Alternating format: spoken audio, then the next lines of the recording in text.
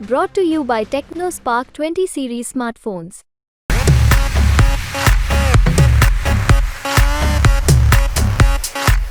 મનસુખભાઈ વસાવા પોતે પણ મને 2 વાર મળ્યા હતા ભાજપમાં લઈ જવા માટે.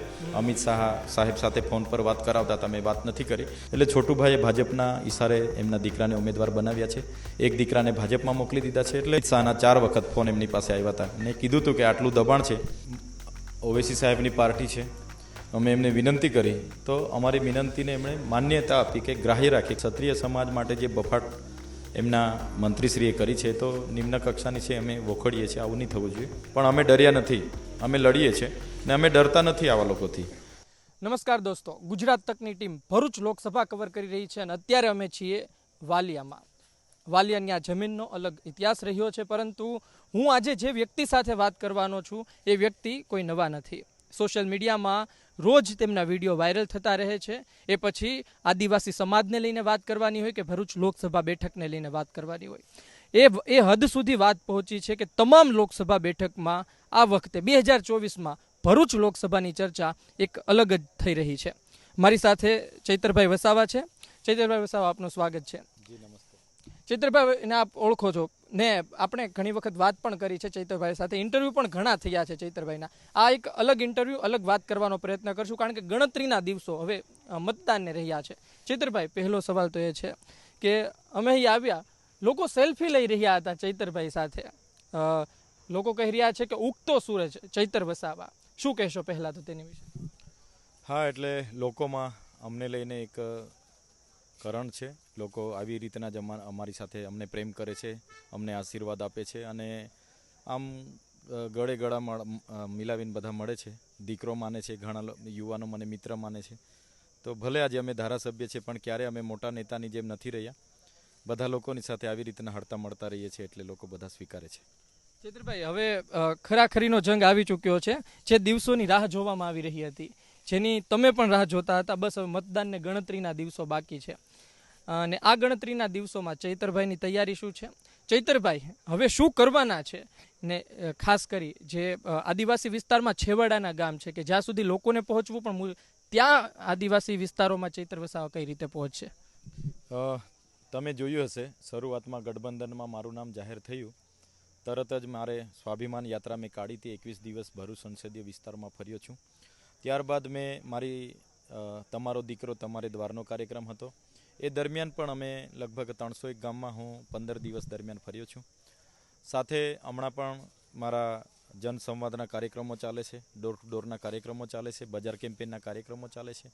તો આવી જ રીતના આવનાર દિવસોમાં પણ રોડ શોની માધ્યમથી, પદયાત્રાઓની માધ્યમથી અમારા જે રાષ્ટ્રીય નેતાઓ છે એમને સાથે રાખીને આવનાર દિવસના પણ કાર્યક્રમો અમારા છે. એમાં આવતીકાલે ગોપાલરાય આવે છે, કેબિનેટ મંત્રી દિલ્હી સરકારના. એ બાદ બીજી તારીખે મારે ડેડિયાપાડામાં સુનીતાબેન કેજરીવાલજી આવે છે. એ બાદ માન સાહેબ પણ 4થી તારીખે આવે છે. એટલે કાર્યક્રમો બધા ગોઠવાયેલા છે અને અમે અમારી શક્તિ પ્રમાણે મહેનત કરીએ છીએ અને સારી મહેનત કરીએ છીએ. અમારે કોઈ અગવડતા નથી. 5 દિવસના આવનાર 5 દિવસના 5 તારીખ સુધીનું શિડ્યુલ અમારું બનેલું છે. એ પ્રમાણે જ અમે આગળ વધીએ છીએ. ચૈતરભાઈ, એક વાત મહત્વની છે, કદાચ મને લાગે છે કે તમારા માટે મોટો ફાયદો પણ બની શકે. AIMIM જે વાત કરતું હતું કે અમે ગાંધીનગર ને ભરૂચમાં ઉમેદવાર ઉતારશું, નથી ઉતાર્યા ઉમેદવાર. ને મુસ્લિમ સમાજ જે મોટી માત્રામાં રહે છે ભરૂચ લોકસભા બેઠકમાં, એ કોંગ્રેસ તરફ રહેતો હતો. કોંગ્રેસનું તો ગઠબંધન છે આ વખતે. શું લાગે, ફાયદો થશે? બિલકુલ, તમે જોઈ લો, ઓવેસી સાહેબની પાર્ટી છે. અમે એમને વિનંતી કરી તો અમારી વિનંતીને એમણે માન્યતા આપી કે ગ્રાહ્ય રાખી કે ના, ચૈતરભાઈ વસાવા જીતતા હોય તો અમારા ઉમેદવાર અમે નહીં રાખીશું. એક બાજુ અમારા સમાજના છોટુભાઈ વસાવા, એમના પરિવારના માટે અમે 8 વર્ષ કાઢ્યા છે. એમને પણ મેં પોતે મળવા ગયો હતો, છોટુભાઈને, એમના દીકરા દિલીપભાઈને. એમને વિનંતી કરીને આવ્યો હતો કે આ વખતે આપણે સાથે રહીશું. પણ મારી સામે જ એમના પર અમિત શાહના પણ તે દિવસે 4 ફોન હતા અને ઉમેદવાર તો રાખવા જ પડશે, નહીં તો જોવા જેવી થશે એવી ચીમકી પણ હતી. એટલે છોટુભાઈએ ભાજપના ઈશારે એમના દીકરાને ઉમેદવાર બનાવ્યા છે. એક દીકરાને ભાજપમાં મોકલી દીધા છે. એટલે ચોક્કસ હું માનું છું, મુસ્લિમ સમાજનો આભાર માનું છું કે ઘણા નેતાઓ તૈયાર હતા MIMમાંથી લડવા, છતાં એ મારા લીધે નથી લડ્યા. ને મારા સમાજના નેતાએ આજે એમના સમાજનો એક દીકરો આગળ આવે છે, એમને પોસાતું નથી અને આજે મારા મત તોડવા માટે એમના દીકરાને ઊભા કર્યા છે.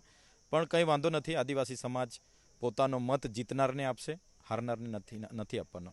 ચૈતરભાઈ, અમે આપની સાથે વાત કરી, આપની પહેલા જ છોટુભાઈ સાથે વાત કરીને આવ્યા છીએ. છોટુભાઈને અમે એ પણ કહ્યું હતું, તમે અમારા સ્ટુડિયો આવ્યા હતા અને તમે એ પણ કહ્યું હતું કે છોટુભાઈ આદિવાસી સમાજ માટે કામો કર્યા છે. તમે વાત કરી હતી કે તમે પણ એમની સાથે જોડાયેલા રહ્યા એક સમયે, તમે દિલ ખોલીને એમની તારીફ એ સમયે કરી હતી.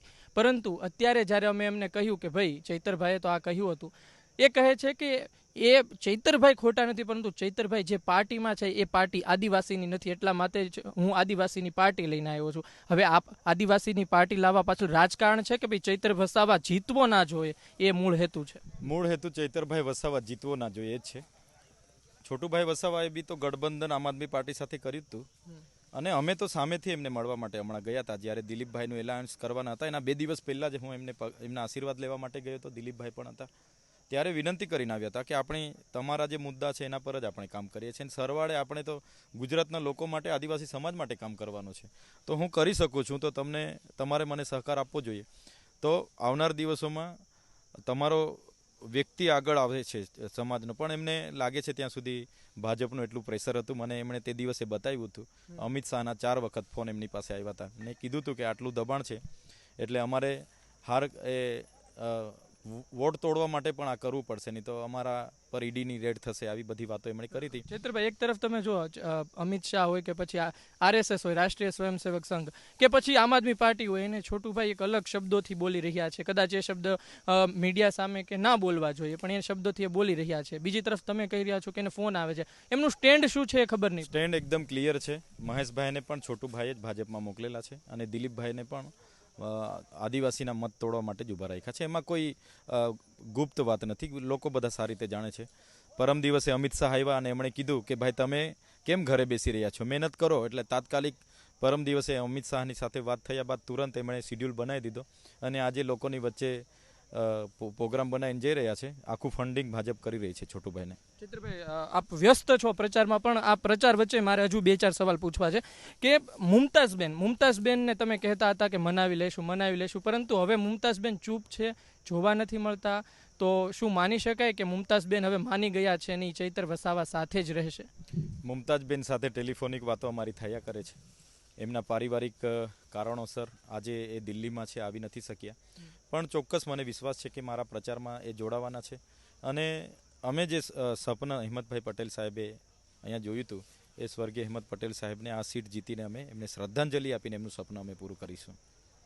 ક્ષત્રિય સમાજ ભરૂચમાં સારી સંખ્યામાં છે. ક્ષત્રિય સમાજનું સંમેલન પણ મળ્યું હતું, અને આ ક્ષત્રિય સમાજ આજે ભારતીય જનતા પાર્ટીની સામે છે, સાથે નથી. ભલે એક સમય સાથે હતો.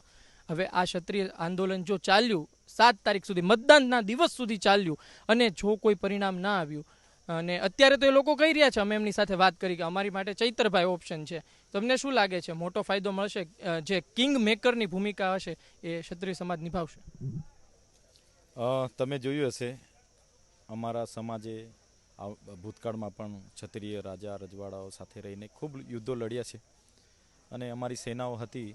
ત્યારે આવનાર દિવસોમાં ક્ષત્રિય સમાજ માટે જે બફાટ એમના મંત્રીશ્રીએ કરી છે તો નિમ્ન કક્ષાની છે, અમે વખોડીએ છીએ. આવું નહીં થવું જોઈએ. અને જ્યારે પણ ક્ષત્રિય સમાજની વાત હોય, માઇનોરિટી સમાજની વાત હોય, અમારે પટેલ સમાજના ખેડૂત માટે લડવાનું હતું. અમે ક્યારે પાછી પાની નથી કરી. સરકાર સામે અમે ઉતરેલા છે, અને ઘણું વેઠવાનું પણ આવ્યું, છતાંય અમે તમામ સમાજના તમામ વર્ગના લોકો માટે લડ્યા છે. આવનાર દિવસોમાં પણ એમની સાથે છે. અમે ચૂંટણી છે, ચૂંટણીમાં બધા અમને સહકાર આપશે એવી અપેક્ષા તો રાખીએ જ છે. પણ જે પણ પરિણામ આવશે, અમે ક્ષત્રિય સમાજ સાથે આવનાર દિવસોમાં ઊભા રહીશું, અને જે નિમ્ન કક્ષાની ટિપ્પણી છે એનો અમે વખોડી કાઢીએ છીએ. ચૈતરભાઈ પોતે મામા કહે છે એ મનસુખભાઈ 7મી વખત ભારતીય જનતા પાર્ટીને 7મી વખત રિપીટ કરવા પડ્યા. ભારતીય જનતા પાર્ટી આમ તો 3 વખત તો બહુ થઈ ગયું એમ કહી દેતી હોય છે, 7મી વખત રિપીટ કરવા પડ્યા. તેની પાછળ લોકો એમ કહે છે, જ્યારે અમે ભરૂચમાં આવ્યા, કે ચૈતર વસાવા છે ને એટલા માટે મનસુખભાઈને રિપીટ કરવા પડ્યા. જો ચૈતર વસાવા ના હોત તો કદાચ કોઈક ઉમેદવાર ભારતીય જનતા પાર્ટીમાંથી અલગ હોત. આપનું શું કહેવું? મનસુખભાઈ વસાવાની ટિકિટ આ વખતે કપાયેલી જ હતી. એ ભાજપની પાર્લામેન્ટરી બોર્ડે પણ નક્કી કર્યું કે મનસુખભાઈની જગ્યાએ નવો ચહેરો આવવાનો છે. ચૈતરભાઈ ઉમેદવાર જાહેર થયા, ચૈતરભાઈની લોકોએ સ્વીકારી લીધા, અને ચૈતરભાઈનો આખો માહોલ ઊભો થયો. એટલે ભારતીય જનતા પાર્ટી પાસે બીજો કોઈ જ વિકલ્પ નહોતો. એટલે આજે મનસુખ દાદાની એટલી ઉંમર થઈ ગઈ છે, આગળ એકવાર એમણે રાજીનામું પણ બોલાવ્યા જશે ને, એમણે પણ રાજીનામું આપી દીધું હતું. ફરી છતાં એમને આજે પાછા ઉમેદવાર બનાવી દીધા છે. મનસુખભાઈ એ સ્વેચ્છાએ અમને તક આપવી જોઈએ કે ભાઈ મારે નથી લડવું, અમારા સમાજનો અમારો દીકરો, અમારો ભાણિયો, મારા મામા છે તો ભાણિયાને લડવા દેવું જોઈએ, અમને પણ તક મળવી જોઈએ. અને મનસુખભાઈ વસાવા પોતે પણ મને 2 વાર મળ્યા હતા ભાજપમાં લઈ જવા માટે. અમિત શાહ સાહેબ સાથે ફોન પર વાત કરાવતા હતા, મેં વાત નથી કરી.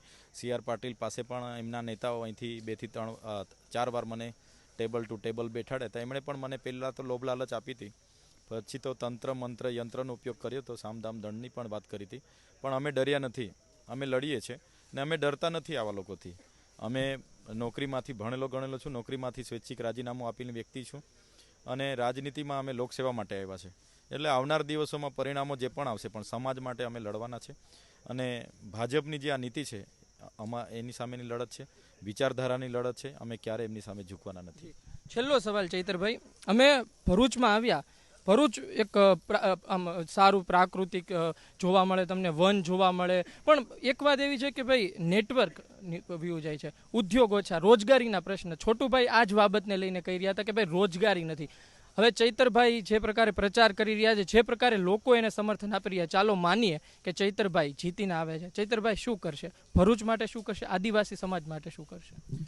જે રીતે મનસુખભાઈને 30 વર્ષ ભરૂચ સંસદીય ક્ષેત્રના લોકો આપ્યા છે, પોતાનું એક કાર્યાલય આ વિસ્તારમાં જનસંપર્ક કાર્યાલય નથી ખોલી શક્યા. એમનું બજેટ દર વર્ષે સ્લેબ જાય છે. આજ આ વર્ષનું પણ 9 કરોડ રૂપિયા બજેટ એમનું સ્લેબ ગયેલું છે. ત્યારે પોતાની સરકારમાં યોગ્ય રજૂઆત નથી કરી શક્યા કે કામ નથી કરાવી શક્યા, એ સ્પષ્ટપણે ઉડીને આંખે વળગે એવી વાત છે. તો આવનાર દિવસમાં અમારે તમામ વિધાનસભા અમારા એક કાર્યાલય હશે. તમામ કાર્યાલયમાં અઠવાડિયાનો એક દિવસ હું ફાળવીશ, લોકોની સમસ્યા સાંભળીશ, એનું નિરાકરણ લાવીશ. ભરૂચને મહાનગરપાલિકાનો દરજ્જો મળે મારા પ્રયત્નો હશે.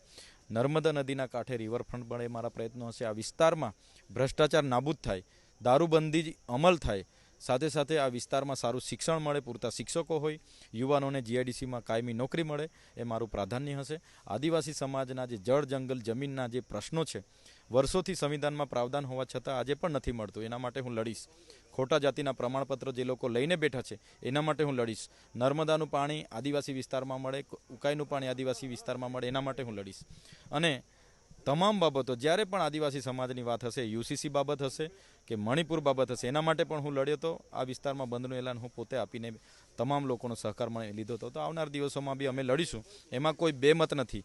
ચૂંટાઈને જે રીતના ધારાસભ્ય બન્યા બાદ વિધાનસભામાં અમે એટલો અવાજ બન્યા છે, લોકો માટે એટલું લડ્યા છે, જેલમાં પણ ગયા છે. આવનાર દિવસોમાં સાંસદમાં રહીને પણ લોકો માટે અમે મહેશભાઈ ફટકો પહોંચાડશે ના. મહેશભાઈ તો આજે ક્યાં પિક્ચરમાં ક્યાં છે? આટલી બધી ભાજપની સભાઓ થાય છે, મહેશભાઈ ક્યાં છે? ખોવાઈ ગયા છે. તો મહેશભાઈ એ અમારા હરીફ નથી, અમારા હરીફ મનસુખભાઈ નથી, અમારા હરીફ વિચારધારા છે. અમારી ચૂંટણી આજે લોકો લડી રહ્યા છે, ચૈતર વસાવા એકલા નથી.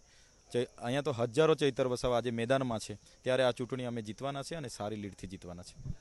તો આ હતા ચૈતર વસાવા. વાત કરવા ખાતર તો ઘણા સમય સુધી ચૈતરભાઈ સાથે વાત કરી શકાય, પરંતુ ચૈતરભાઈ અત્યારના અમે ભરૂચમાં આવ્યા, તેની મહેનત, તેની સભાઓ અને જે જુવાળ જોઈ રહ્યા છીએ તે મિત્રો અલગ છે.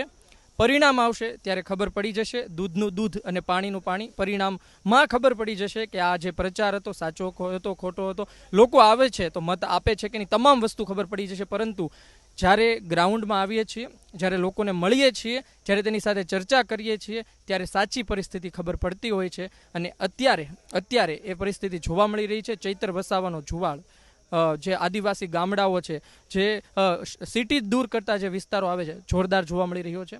જોઈએ શું પરિણામ આવે છે. આપ ગુજરાત તક જોતા રહેજો.